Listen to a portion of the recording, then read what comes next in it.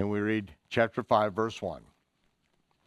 After Yeshua healed the nobleman's son in the Galilee, I've added all those words, after, and then I make this statement. After Yeshua healed the nobleman's son in the Galilee, the Feast of Shavuot was approaching, and Yeshua went up to Jerusalem. Now I added the words, the Feast of Shavuot, because this is what the King James says, which does not help us at all. King James says, after this there was a feast of the Jews, and Jesus went up to Jerusalem.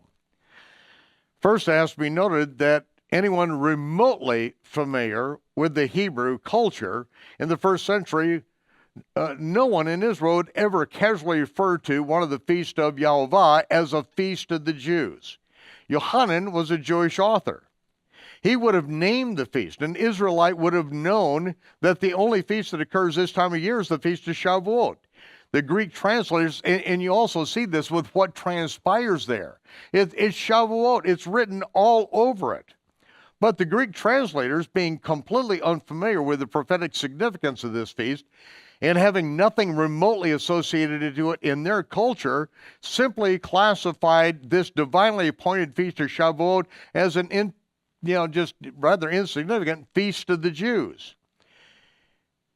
It also has to be understood that the English refuse to follow their own rules of capitalization, and when they do mention like Passover and the Sabbath, they use lowercase. These are proper nouns, ladies and gentlemen. They are breaking their own rules by not even using capitals, and they are doing that to minimize these feasts. It is a theological statement that they're making. They are minimizing the feast of the Lord, but yet when the word Passover appears in every Greek text on the planet in the book of Acts, and where is that? Acts 12, verse 4, the British translators translated the word Passover, Pascha in Greek, to Easter, the bare-breasted Babylonian fertility goddess, and they capitalized it. I mean, talk about theological wrangling and perverse translation. This is like the pinnacle. Of all the New Age versions, at least the New Age versions actually translate Passover, put a capital P on it. But no, not the King James translators. No. Well, to be honest, ladies and gentlemen, 50 years earlier, people were being burned at the stake for translating the Bible into English. They had to be very careful how they did things not to upset the pagan status quo in Britain. They had to be careful about it. I understand that. But it's those